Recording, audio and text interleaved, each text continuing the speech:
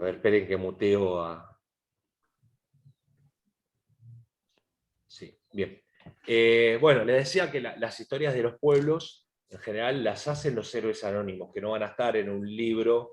Nosotros no sabemos quién le erraba el caballo a San Martín, o quién le limpiaba su ropa, pero sin embargo, sin quererlo, sin saberlo, o quizás sabiéndolo, estaban haciendo historia. Y me parece que los pueblos, las instituciones, los organismos, las ciudades se convierten en grandes sobre la base de un montón de héroes anónimos que estoy muteando a algunos, porque se escucha ruidito.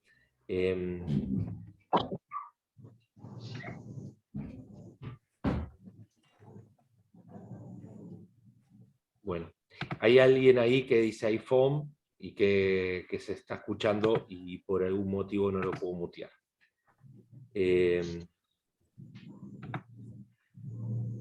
Bueno, entonces decía que iba a ser un recorte temporal.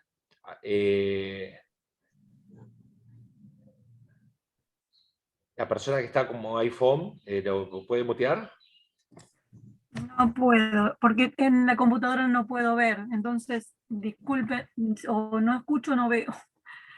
Estoy Sí. tratando, ya. Si puedo Bueno, mutear. voy a hacer un recorte Disculpe. temporal que es hasta la creación de la escuela, es decir, que no voy a hacer una historia de Berazategui hasta nuestros días, como a veces suelo hacer, sino que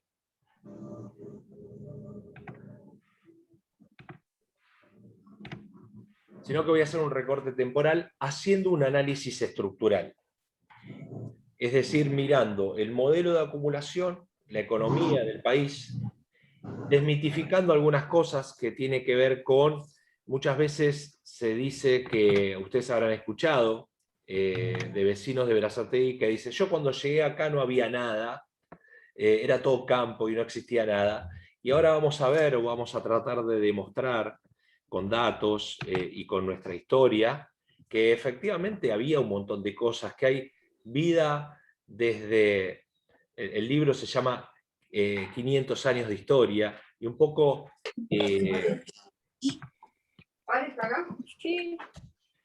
la idea de los 500 años de historia era un título un poco rimbombante, porque algunos me dicen, pero si Berazategui está a partir de 1960 nada más.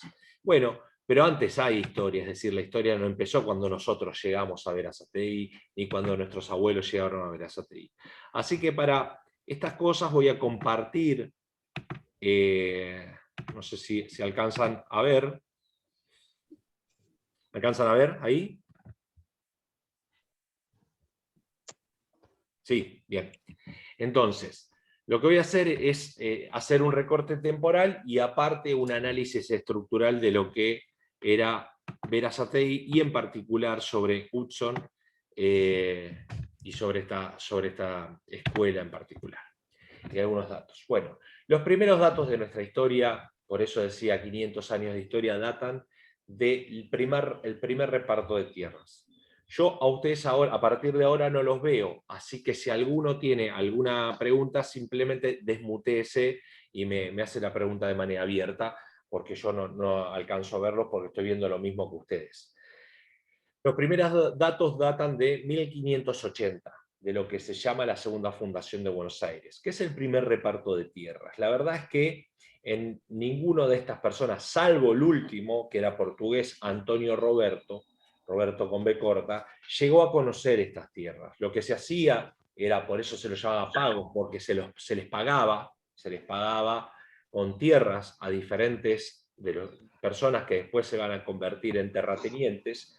Y los primeros datos que tenemos de nuestras zonas es de fines del siglo XVI, en donde personas llamadas Cristóbal Altamirano y Antonio Higueras le otorgan la zona de lo que hoy es Pereira y Iraola, Esteban Ruiz de lo que hoy es la zona de Hudson, Juan Fernández de Zárate lo que hoy es la zona de Plátanos, Alonso Gómez, la Villa España, y Antonio Roberto, la actual Berazategui. Ese es el primer dato que, como les digo, es solo un reparto de tierras en un lugar totalmente inhóspito, pero que sí la zona ribereña, y por supuesto que la zona de Hudson es una zona ribereña, tiene una vida, casi una vida autónoma y una vida en sí mismo, que después voy a intentar charlar un poquitito sobre esto. El dato catastral, o digamos, lo geográfico, data de 1611. Nosotros, antes de ser Pago de Quilmes, éramos Pago de Magdalena, que era un lugar totalmente donde los límites eran un tanto difusos, como lo era en el país. Piensa en 1611, en donde no había Google Maps, a donde poder delimitar un lugar u otro, y lo que era el Pago de Magdalena, había muy pocos pagos en Argentina, iba desde el Río de la Plata hasta el Riachuelo, el Salado, y comprendía lo que era Quilmes, Varela, Berazategui, La Plata, Berisso, Ensenada, Magdalena, parte de Avellaneda, Lanús, Lomas de Zamora, Almirante Brown, San Vicente y Bransen. Es decir, era una zona inabarcable, gigante en términos geográficos, difícil de poder tener algún tipo de control. Entonces era bastante común que a medida que llegaban los barcos y a medida que las zonas portuarias se convertían en un lugar central, siglo XVII y siglo XVIII, Hudson y Berazategui también lo van a hacer. De hecho, existía un lugar que se llamaba el puerto de Don Gaspar, que obviamente no era un puerto literalmente, pero era un lugar donde venían los barcos y traficaban cosas, así como toda la zona ribereña de la Argentina tenía túneles en donde se importaban cosas clandestinas. Por ejemplo, si ustedes han ido alguna vez a la Manzana de las Luces, en el Colegio Nacional de Buenos Aires, hoy se pueden visitar esos túneles. Aquí en la zona de Berazategui no había túneles, sí en la zona de Quilmes. Quedaron dos túneles vivos hoy, que es la Brigada de Quilmes, que tiene la historia triste de, bueno, en la época de la dictadura militar, llamado el Pozo de Quilmes, donde muchos chicos de la Noche de los Lápices pasaron por allí. Algunos tuvieron hijos en cautiverio ahí en el Pozo de Quilmes. Y la otra parte que quedó sana es la que va de la Catedral de Quilmes a la Escuela de Monjas de Quilmes, que ahí también era un lugar de contrabando, y en algunos tiempos, dicen las malas lenguas, que cuando alguna monja quedaba embarazada del Espíritu Santo, la tenían ahí en esos túneles que iban de la catedral a la escuela de monjas para que no muestren que estaba embarazada. Y el puerto de Don Gaspar acá, yo reflejo en el libro, que compraban y vendían personas. Entonces, venía un barco y decían, bueno, publicaban, hacían volantes, que decían, hoy van a llegar 50 mulatos, 2 mujeres preñadas, un hombre fornido, porque se compraban hombres y mujeres para vender, digamos, eran esclavos, por supuesto.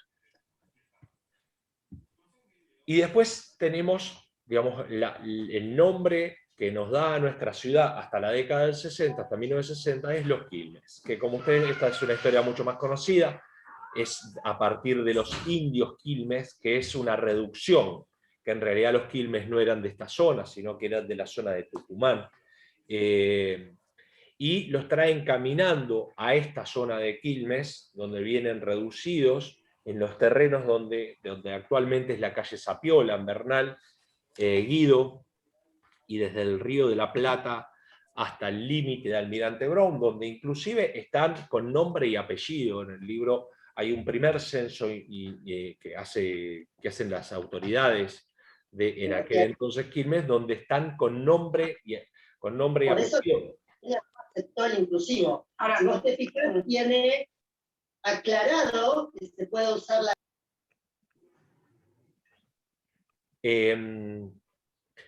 Y entonces, estos indios Quilmes son reducidos, son más o menos 1000 indios, mal llamados indios o aborígenes o pueblos originarios, y para 1812 quedan unos 216.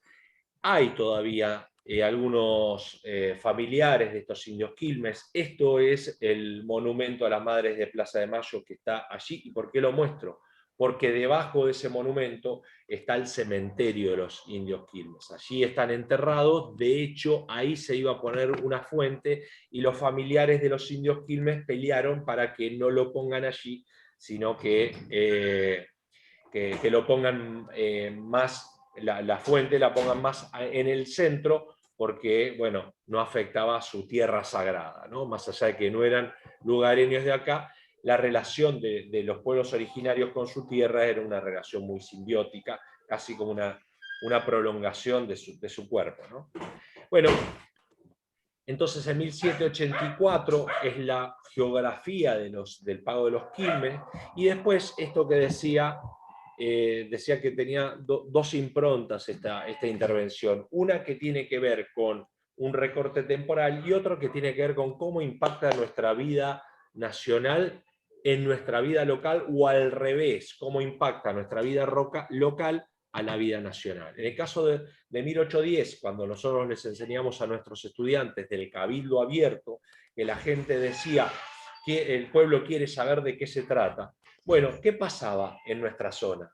En el Cabildo Abierto en 1810 hubo vecinos nuestros que participaron, bastantes, en las jornadas del 22, del 23 y del 24, algunos que estuvieron de acuerdo con el primer gobierno patrio y la incipiente independencia, otros que estaban en contra,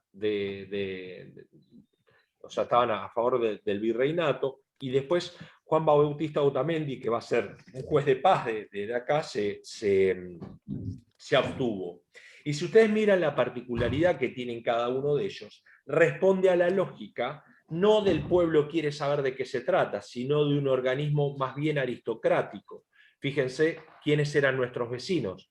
Eran coroneles, comerciantes, escribanos, capitán. Es decir, respondía a esa primera lógica del primer gobierno patrio, aristocracia, aristoi, gobierno de los cultos o de los notables, aquellos que habían tenido algún tipo de educación. Sin ninguna duda, en nuestro Berazategui, en nuestro Quilmes, para aquel entonces, se reproduce esa lógica en donde los que participaron eran un sector, una élite de parte de la ciudad, ¿no?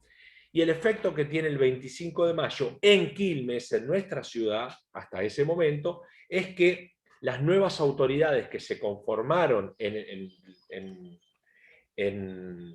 Quilmes juraron por esta junta de gobierno, es decir, que la mayoría, en este caso, por lo menos la mayoría, con más fuerza, juraron por este nuevo primer gobierno patrio. Y el otro efecto es que Mariano Moreno, recuerden, uno de los prohombres del 25 de mayo, que estudiaba en el Colegio Nacional Buenos Aires, y que él, siendo estudiante, recibe el libro de Rousseau, el contrato social. Él es el traductor del contrato social en la Argentina, por eso se lo llamaba, decía que eran jacobino. Bueno, visita Quilmes, y hay un pasaje, no lo voy a leer ahora, pero en mi libro hay un pasaje en donde cuenta Mariano Moreno con qué se había encontrado acá en Quilmes, cómo él interpretaba que era Quilmes. En 1912 queda extinguida la reducción de los Quilmes, o sea, fíjense que en 1912 recién queda extinguida. Recuerden que después del primer gobierno patrio vino la asamblea del año 13, donde estaba la bandera, la escarapela y la libertad de vientres.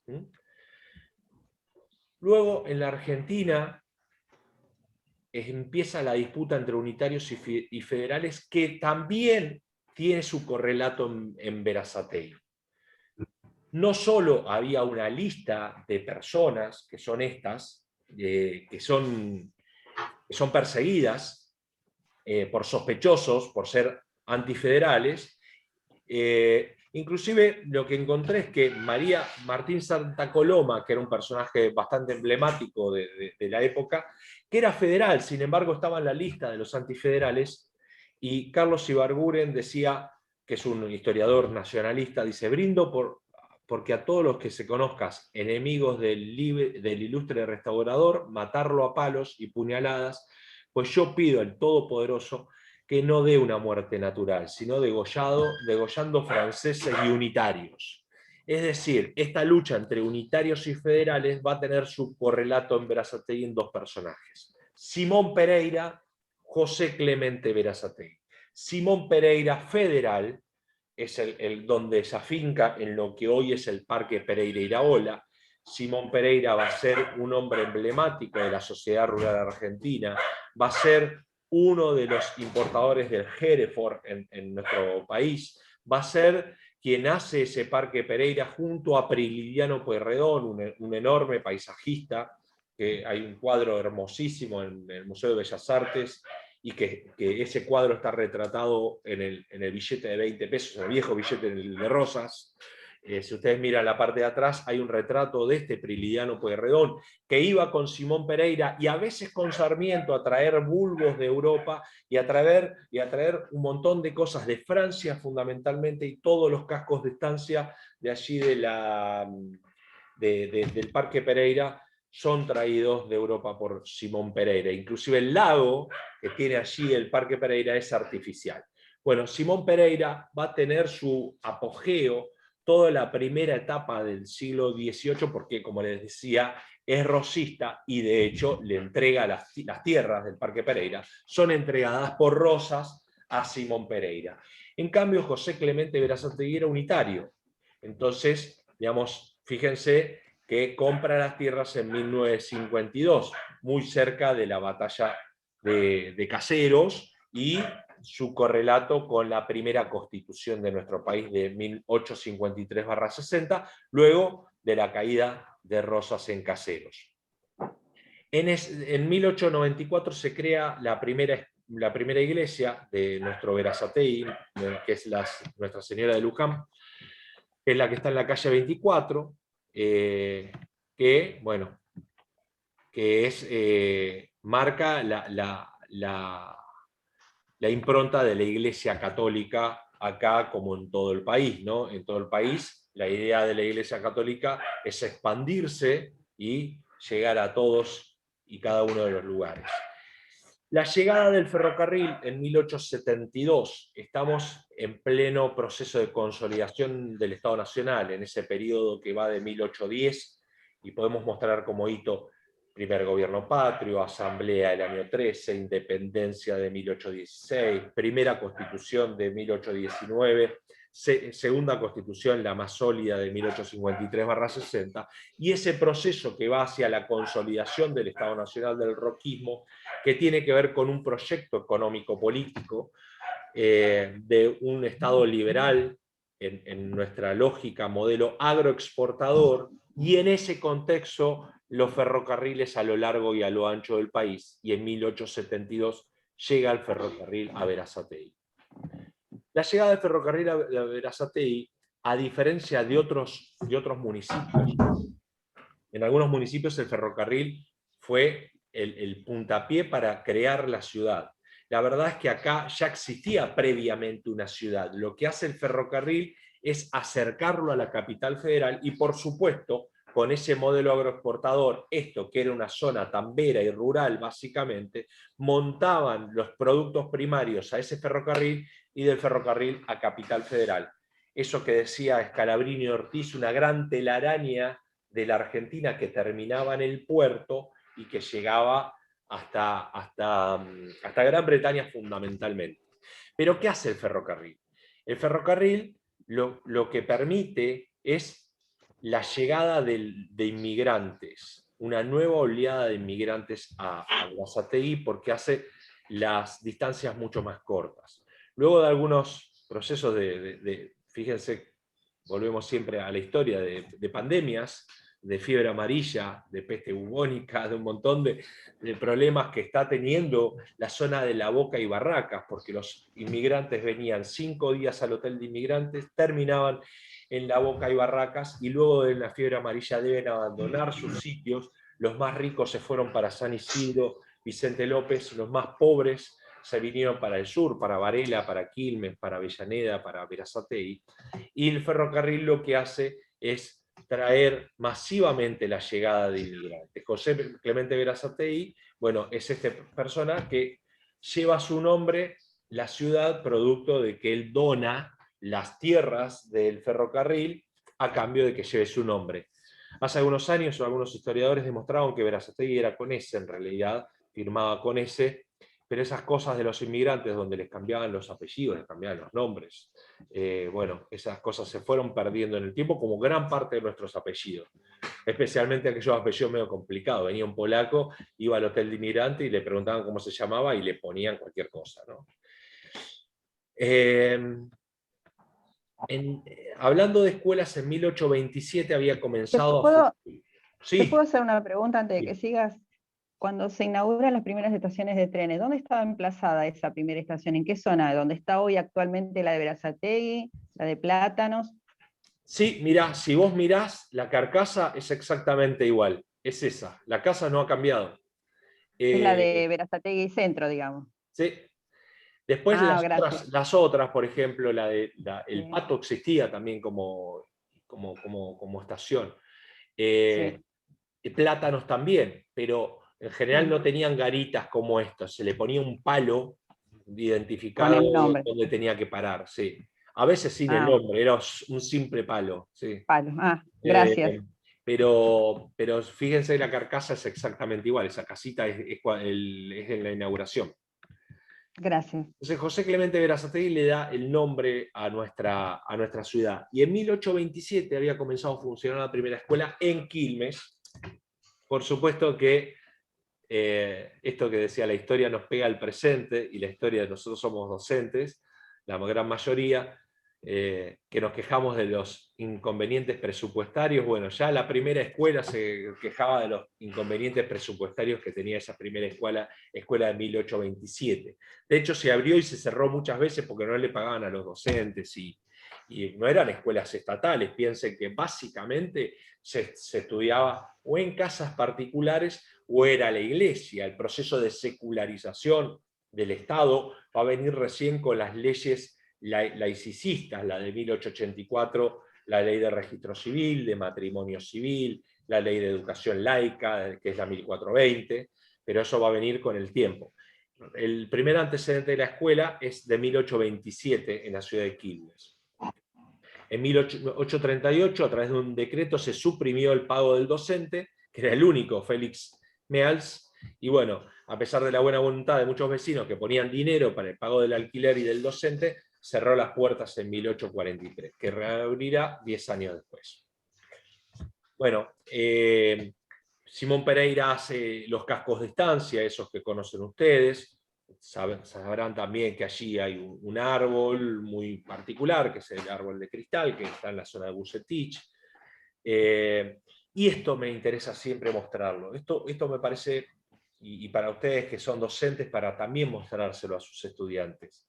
Me parece, este es el primer censo poblacional que hizo Sarmiento en 1869. Y entonces esto nos da respuesta de toda esa gente que dice, cuando yo vine en Berazategui no vivía nadie, era todo campo. Es verdad que puede ser que había todo campo, pero piensen 1869, primer censo poblacional.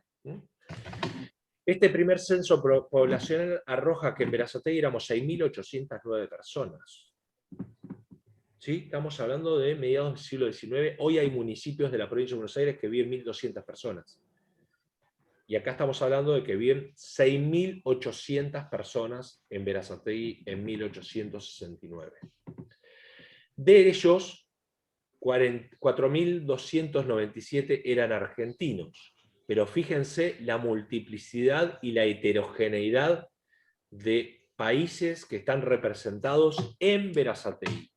1.086 italianos, 90 ingleses, en general afincados en la zona de Ranelagh, por eso el nombre Ranelagh, por el nombre de un castillo que hay allí en Gran Bretaña, y era un lugar donde se afincaban. Si ustedes miran la ciudad de Ranelagh, es lo más parecido a un barrio inglés. Muchos de ellos afincados eran los que trabajaban en el ferrocarril, allí sí eran los que trabajaban en el ferrocarril. 627 españoles, 405 franceses, que después van a multiplicarse cuando venga Rigolot en el año 1907, que son capitales franceses, y muchos laburantes de allá de Francia, técnicos en el vidrio. Por eso hace a Berazategui la capital nacional del vidrio. 10 brasileros, 4 chilenos, 6 norteamericanos, 89 orientales. Orientales eran básicamente uruguayos, no eran chinos o japoneses. 25 paraguayos, 3 canadienses, 2 austríacos, 90 ingleses, 11 portugueses, 13 suizos, 6 africanos y otros 50. Esto de los africanos, digamos, parece bastante poco, porque recuerden ustedes que si bien nosotros hoy tenemos un 3 o un 4% de negros mota, cuando nosotros hacíamos los actos escolares, y ustedes siguen haciendo los actos escolares, le dicen a los chicos, bueno, agarren un cosito de carbón y se pintan la cara, porque el 50% de la población en la Argentina era negra, hasta más o menos 1813, 1814. Luego pasó a ser un 3%, de un 50% de población negra a un 3%. No es que hubo un genocidio hacia la gente negra, sino que cada vez que había alguna enfermedad, en general eran los primeros que morían, y después en las batallas de la independencia eran los que iban al frente de la batalla, ¿no? O sea, los que lo mataban al frente. Pero esto está bueno para mostrárselo a los alumnos, porque muchas veces nosotros vemos en las aulas que alguno dice, paraguayo, boliviano, como si fuese algo despectivo, y en realidad todos nosotros somos productos de todo esto, de la heterogeneidad de países que habitaron nuestra región. Y en este primer censo poblacional, que es el mismo que se hace todos los años, nada más que cambian categorías, y acá vemos cómo se cambiaron las categorías. Fíjense que de 6.809 personas que eran, solo sabían leer y escribir 1.229 varones y 733 mujeres. Después había 53 inválidos, 202 huérfanos, 303 hijos ilegítimos, 181 amancebados. Amancebados eran los hijos de las negras esclavas. 10 dementes, 13 sordomudos, 12 ciegos, 6 con bocio coto, esa categoría ya no se usa más, es una enfermedad del coto, y 8 cretinos estúpidos y opas, ¿no? Alguno con alguna debilidad mental o algo así, digamos, los categorizaban también en el censo.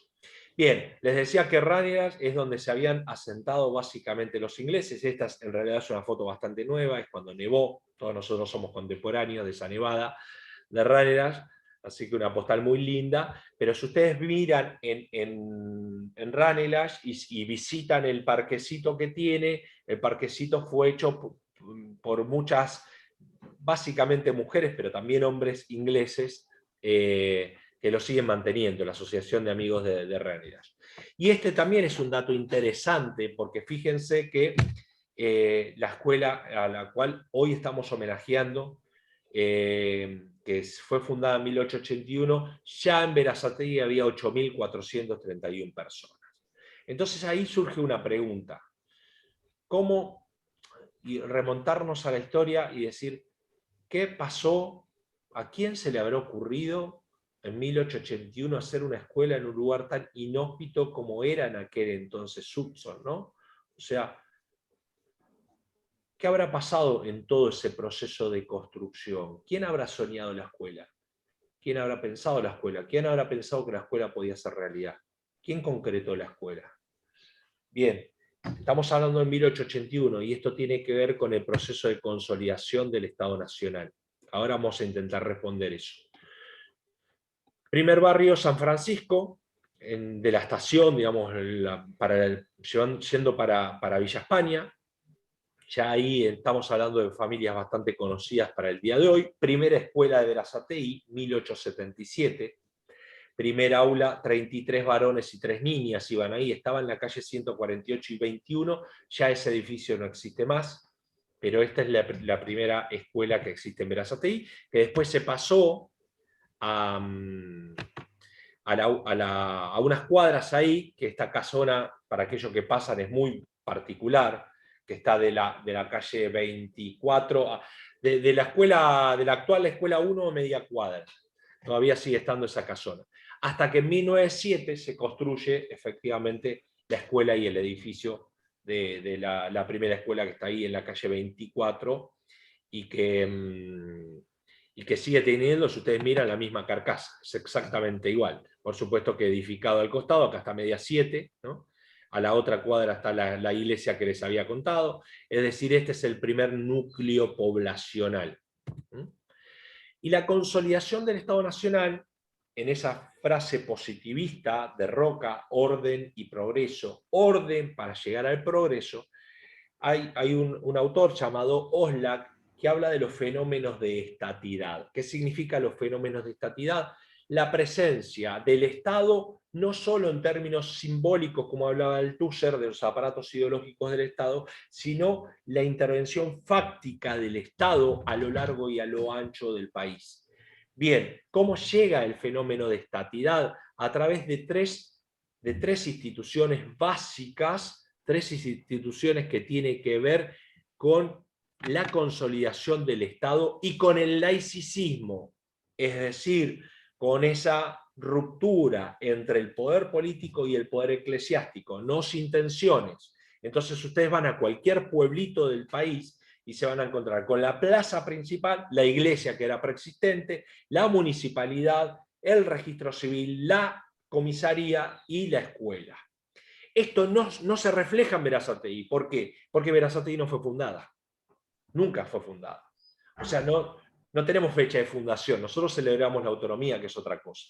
Pero una ciudad, cuando se fundaba, en el lugar central, donde se hace la vuelta al perro, en los pueblos del interior, está la iglesia preexistente, la municipalidad, el registro civil, la escuela y la policía. Todo eso se refleja en los años en Berazategui. Fíjense que esto tiene que ver con una construcción política, ideológica, estructural, que se refleja en Berazategui. Por eso, en ese marco, llega en 1881 la Escuela 2 de Hudson. En ese marco llega en 1882 el destacamento policial. Orden para llegar al progreso. Una sociedad, decíamos en 1810, de manera aristocrática, en esta una manera liberal oligárquica, oligos, unos pocos, o ricos. Pero sí tenía, la llegada de la escuela tiene un proyecto político claro que es homogeneizar adentro de la heterogeneidad. ¿Qué quiere decir? El cuadro que les acabo de mostrar. Portugueses, en su casa hablaban en portugués, hablaban en tano, en otras provincias hablaban en toba o en mapuche, y la escuela tiene como sentido que a la mañana todos los niños que iban, que aparte es obligatoria y que aparte es laica, a la mañana hacían la oración a la bandera, los ritos del 25 de mayo, 9 de julio, en la misma historia oficial, la misma lengua, es decir, homogeneizar adentro de un país que es absolutamente heterogéneo. Esto nos da respuesta de por qué tan prematuramente tenemos dos escuelas en Berazategui, si no es impensable que en el siglo XIX tengamos dos escuelas. Porque el proyecto sarmientino, que después lo sigue adelante Nicolás Avellaneda, y de eso estamos hablando, hacía que llegue la escuela a lo largo y a lo ancho del país. Entonces ustedes van por una ruta y se preguntan, ¿qué hace esta escuela acá en el medio de la ruta, cuando puede ser que vengan 3 pibes? Y si ustedes miran el año de fundación de esa escuela, lo más probable es que tengan un año de fundación parecida a la de la escuela 2. Hace 140 años que la pensó Sarmiento, que la pensó Avellaneda. Ustedes podrán pensar lo que quieran. En los últimos años se ha denostado a estos, aparte de estos prohombres, que hay muchas cosas para discutir y para debatir, pero sin ninguna duda tenían un proyecto, digamos, que esté una escuela emplazada hace 140 años con el mismo edificio, es porque alguien estuvo pensando a 100 años. Mientras tenemos algunas escuelas que fueron fundadas, no sé, hace 10 años y están todas rotas, ¿no? O sea, tiene que ver con un proyecto político de un país. El destacamento policial para lograr orden. El registro civil, porque hasta ese entonces era la iglesia, esa iglesia de Villa España, la que anotaba a los nacimientos y las muertes, es decir, acta de nacimiento y acta de defunción la hacía la iglesia.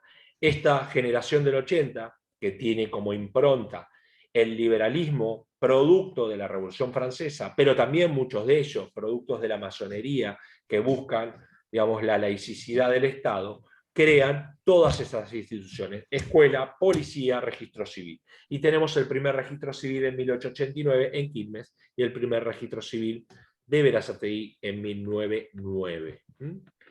Acá tenemos las primeras escuelas fundadas en Quilmes. La primera fue la escuela número 1 en 1822, pero fíjense que tiene varias fechas, porque justamente empieza a tener un montón de problemas, abre, cierra.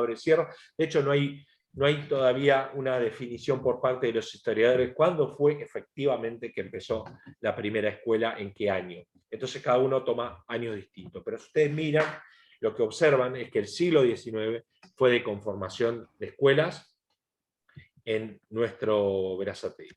Y la creación de la Escuela 2 está en este marco.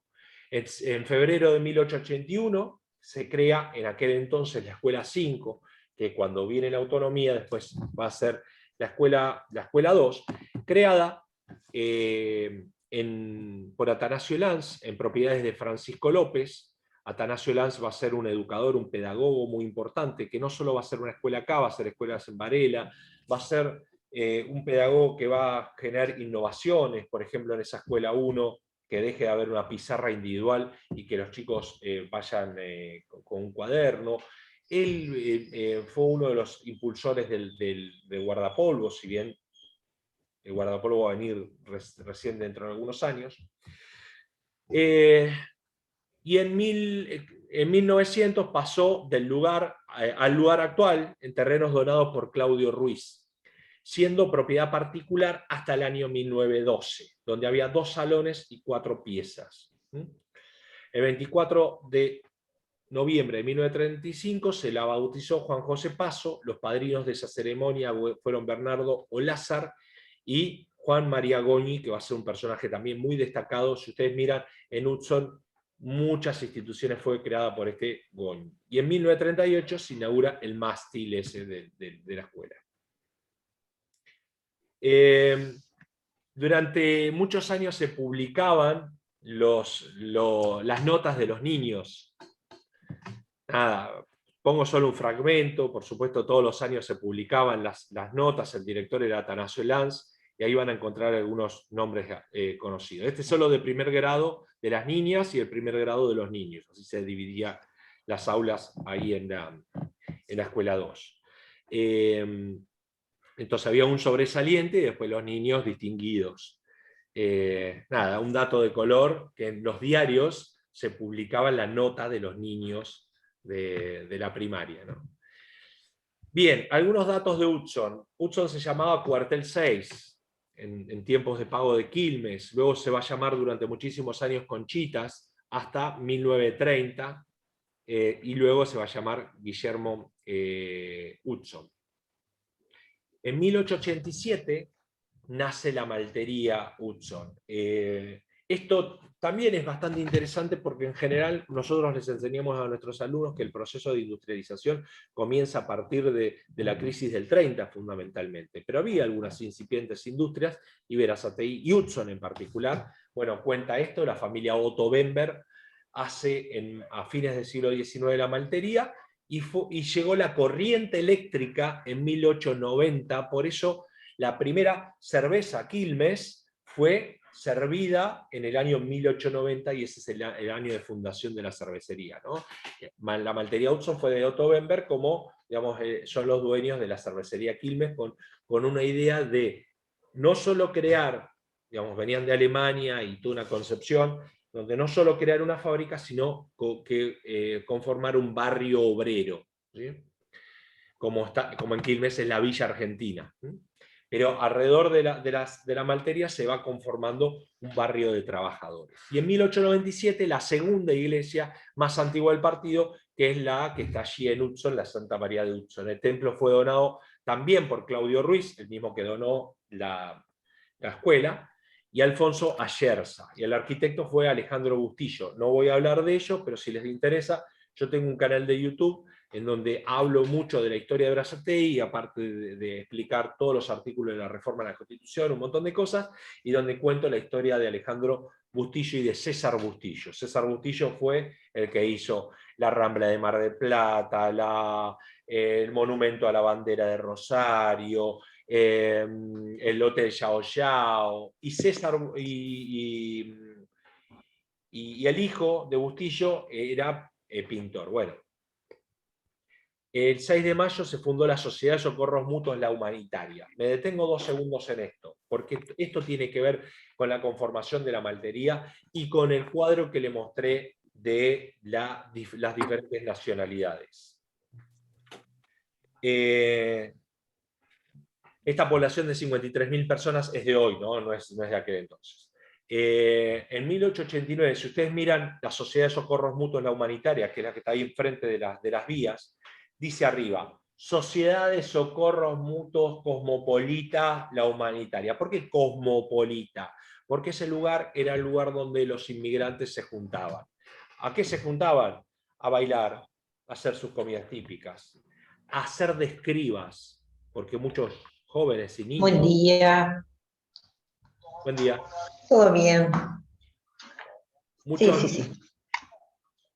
No, no, hoy justo lo tenía que llevar a mi papá al laboratorio, así que a las 7 de la mañana ya estaba haciendo cola en el laboratorio. Bueno.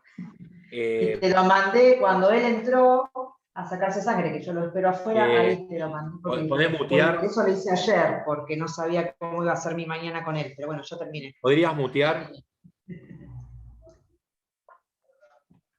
Y sí, yo también, por lo general, estos días estoy saliendo a caminar, pero hoy, bueno, la caminata la suspendí. Igual madrugar más Perdón. No hay problema. ¿Está bien? No, está bien, aparte que hay que aprovechar.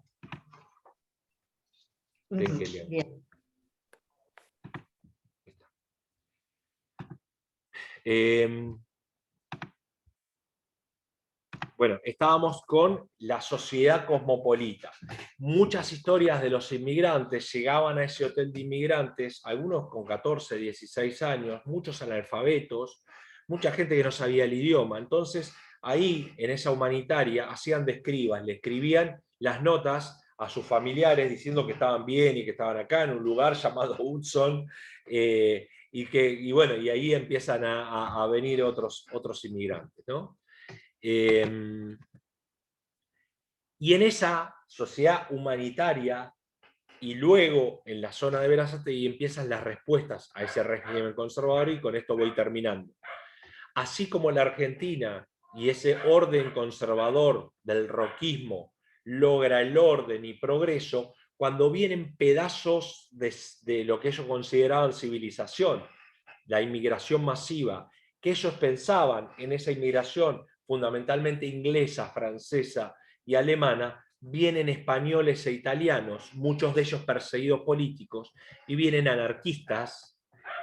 Digamos, fíjense, en 1889, la sociedad humanitaria, había anarquistas a Arnhem, sin jerarquía, quieren eliminar el Estado. Entonces Roca quería consolidar el Estado de tipo oligárquico, vienen anarquistas que quieren eliminar el Estado, vienen socialistas que quieren armar un Estado de obreros, y empieza incipientemente la Unión Cívica Radical, donde uno de los primeros caídos en la Revolución del Parque de 1890 era Julio Campos, que tenía una tierra ahí en la calle Mitre.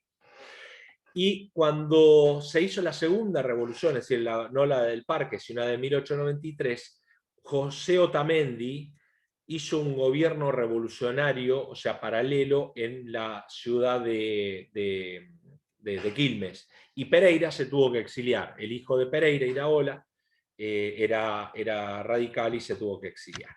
Así que en este contexto es cuando surge la escuela número 20, y me detengo acá, terminando con una cosa.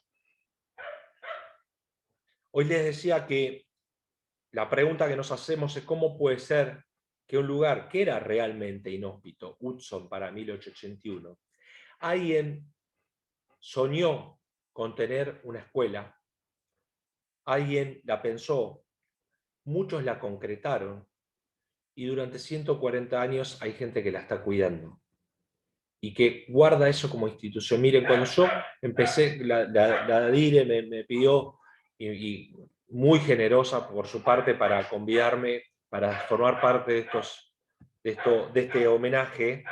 Muchísima gente. Recibí mensajes, yo trabajé, fue mi primera escuela, trabajé años ahí, yo estudié ahí, un montón de cosas hermosas. ¿Por qué? Por esto que decía de los héroes anónimos. ¿Cuántos directivos, inspectores, docentes, auxiliares, alumnos que han pasado por esa escuela, que sigue en pie hace 140 años? Así como muchos la soñaron, muchos la pensaron, muchos la concretaron, y formaba parte de un proyecto político también en aquel entonces. Pasó mucha agua abajo del puente y mucha gente trabajó para darle vida a esa institución. Y otros trabajaron para destrozarla, como hace muy poquito, la prendieron fuego, igual que la Escuela 1. Recordarán los profes, la directora, ver gente llorando porque algunos habían destrozado esa escuela y la habían prendido fuego. Lloraron 2 días, pero después al otro día la estaban recomponiendo y la estaban poniendo más linda de lo que estaba antes de prender fuego. Entonces, esto es una metáfora de nuestro país. Hay algunos que siempre tiran para adelante, otros que tiran para atrás, y hay otros que quizás con una tarea silenciosa, a veces inobservable, a veces hasta ingrata, y los docentes, a veces con sinsabores, siguen para adelante dándole vida a las instituciones. Así que yo recontra agradecido a los directivos, recontra agradecido a ustedes por estar hoy presentes, y a todos nos tiene que llenar de orgullo tener instituciones que están en pie hace más de 100 años. Instituciones educativas, instituciones de la comunidad y docentes que todos los días ponen el cuerpo, ponen el esfuerzo, y que un día a la mañana y días sábados han estado trabajando en la escuela para recomponer la escuela 2, y a todos nos tiene que llenar de emoción y de orgullo tener la comunidad educativa de la cual formamos parte. Bueno, yo por mí, esto es lo que quería compartir con ustedes, y ahí nos está contando, dice que es cierto que había vagones de madera, sí, y era la escuela 5 de Quilmes, había vagones de madera. Como gran parte de las escuelas, había vagones de tranvía, vagones de madera, había container. De hecho, todavía tenemos una escuela que tiene container, y fíjense lo que son los arraigos, ¿no? Nosotros vamos y decimos, bueno, eso no puede existir, ya no, porque es contaminante, por un montón de cosas. Y la comunidad a veces no quiere derribar sus cosas, porque las cosas tienen su historia. Entonces, derribar elementos, miren, yo me recibí en el Poli, y en el Poli en un momento sacaron el techo del taller porque era contaminante. La verdad que lo que pasó es que muchos nos llevamos pedazos de techo. Porque llevarte un pedazo de la escuela era llevarte pedazo de su historia, ¿no? Los vagones, la verdad es que no sé dónde estarán esos vagones originarios, no, desconozco. Algunos vagones fueron vendidos, o sea, de hecho en la estación de Ranea, si ustedes van a la estación de Ranea al frente, Mendiberri tiene 2 vagones de tranvía, que él los compró, es su oficina, es hermoso, es una cosa hermosa, la mantiene un lujazo. Así que bueno, gracias Dire, si tiene alguna pregunta. ¿Te puedo hacer una pregunta? Sí, Fernanda. Entre que estuvieron los vagones hasta que se dona la casa de Ruiz para la escuela, ¿hubo otra intención de hacer la escuela en otro predio, en otra zona? Desconozco, no sé, desconozco si querían trasladarla. Lo cierto es que esa escuela llegaba para quedarse, de hecho así lo muestra Sí. su solidez, ¿no? Esas escuelas las hacían para que duren 100 años. Claro, claro. Si hubo intenciones de modificarlas, no, desconozco del lugar. pero... No de modificarla, de que antes de que se donara la casa de los Ruiz, la intención de los vagones es que alguien donara un terreno para construir una escuela. Antes de eso no hubo. No sabes si hubo No, intención. lo que sé del traslado originario a donde está hoy. ¿sí? Ahora, claro. Eso sí. Bueno. Ujú. Gracias. De nada. Bueno, yo, Gustavo, por mi parte y en nombre de toda la comunidad educativa, el equipo directivo, agradecerte muchísimo este primer encuentro, porque esperemos tener otro a lo largo del año, ya te comprometo acá públicamente, para poner, encuadrar la historia de nuestra escuela, ¿no? Empezar a ver cuál era el propósito principal de la Escuela 2 y cómo a medida que fueron pasando los años se sigue sosteniendo esta impronta, esta calidez, este fuerte impulso cultural que tiene, porque han pasado muchas personas. Acá tenemos presente a María Marzoli, que fue una abanderada cuando cumplió los 100 años, un orgullo tenerla acá presente. Gracias a los docentes que están presentes también y que están poniendo todo para sostener, ¿no? Porque tenemos un legado muy pesado y hay que sostenerlo, y hay que seguir cuidándola, y hay que seguir dando lo mejor de cada uno para que siga teniendo esta imagen que viene sostenida desde muchos años. ¿Sí? Venir a acompañar, consolidar el proyecto de la educación, cómo va mutando, cómo nos vamos ayornando y cómo nos vamos adaptando a la realidad cotidiana. Estos últimos años fueron fuertes, pero bueno, tratar de dar lo mejor con calidad educativa, que es lo más importante, ¿no? Y saber, conocer las raíces, porque eso es fundamental para poder... Sí, en épocas, muchas épocas estuvo muy denostada la educación pública, ¿no? Y la verdad es que gran parte de los que estamos acá somos hijos de la educación pública. Yo estudié en el Jardín 902, público, estudié en la escuela, el primer grado en la escuela 5, luego en la escuela 9, pública, en el Politécnico, en público, Universidad de Buenos Aires, y ahí hice toda mi carrera, todos mis títulos lo hice, gracias a los laburantes que todos los días pagan los impuestos para que nosotros estemos sentados de manera gratuita, porque la educación no es gratuita para todos nosotros, pero nuestros trabajadores argentinos pagan los impuestos para que nosotros tengamos escuelas y universidades libres, gratuitas, públicas y laicas. Y ese es nuestro gran legado y nuestro gran orgullo. Hoy a la mañana, a las 7, estaba dando clase con los chicos del CBC, muchos de ellos hermanos latinoamericanos que vienen a estudiar acá, porque nosotros le abrimos también los brazos así como hemos visto, a todos los estudiantes de cualquier lugar del mundo, como dice nuestro preámbulo, para todos los hombres del mundo que quieran habitar el suelo argentino. Y entonces nosotros desde allí somos unos defensores de la escuela pública, libre, laica y gratuita. Y somos productos de los laburantes. Hoy acá está presente mi vieja, ahí está Norma. Ella terminó su secundario también en la escuela pública de Grande, o sea, yo ya me había recibido en la universidad y junto con mi papá estudiaron en la escuela secundaria de Grandes.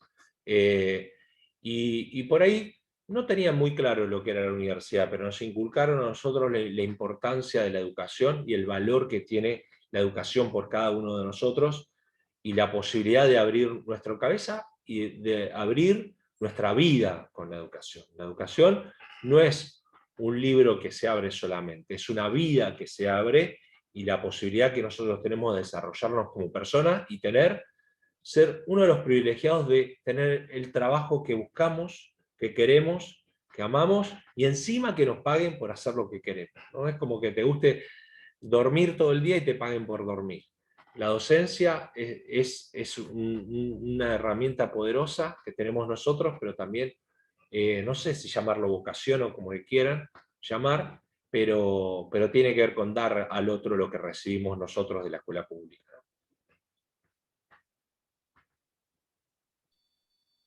Bueno, muchísimas gracias.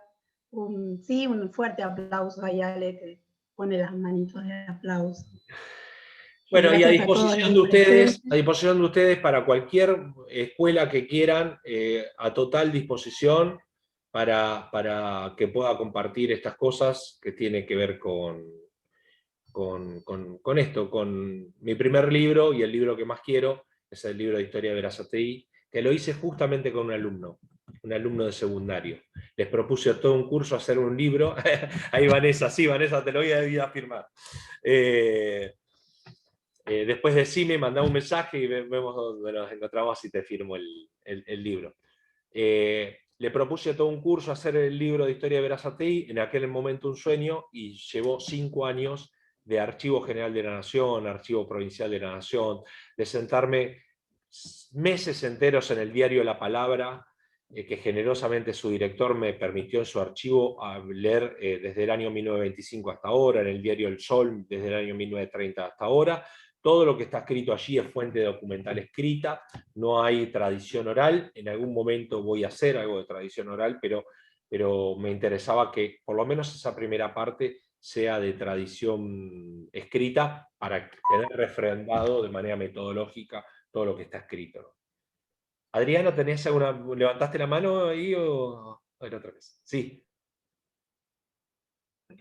Sí, solo quería agradecerte, me encantó esta charla y quisiera que me vuelvan a invitar si hacen otra.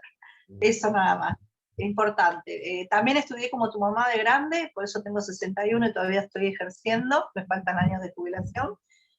Bueno, soy profesora de Historia y de Ciencias Jurídicas, por lo tanto me interesa un montón la historia de Berazategui. Viví en Berazategui, mi hija vive en Ranelagh, ahora estoy en Capital, pero ahora me jubilo y me vuelvo a Berazategui. Gracias. Bueno, será bienvenida. Gracias. Que te dejamos, estás viviendo en Capital, te dejamos participar hoy de esta. No, es que doy clases en el Colegio Vera Peñalosa de Berazategui. Sí. Soy docente en Berazategui y me mandaron esta invitación y me encantó. Todo lo que tenga que ver con la historia me mata, me encanta. Gracias. Bueno, gracias a ustedes. Si quieren saber más, el libro está en venta en cualquier librería. Después en mi página de YouTube, ahí también tengo algunos encuentros ahí de historia de Berazategui. Y para la profe de Ciencias Políticas y Jurídicas, analizo los 129 artículos de la Constitución en videitos de 4 minutos donde explico todos y cada uno de los artículos. Bueno, Laura, no sé, si querés hacer un cierre, ya está. Bueno, agradecerte, Gustavo, este espacio, agradecerle a cada uno de los que participaron, docentes, no docentes. Es muy, muy bueno poder compartir estos momentos y, bueno, la generosidad de aquellos que estudiaron específicamente, ¿no?, un tema y que puedan ser, valga la redundancia, generosos y compartirnoslo. Así que, nada, en el marco de los 140 aniversario de la escuela, vamos a seguir trabajando mes a mes para la comunidad. Este es el primero que tenemos. Pero, nada, infinitas gracias, Gustavo.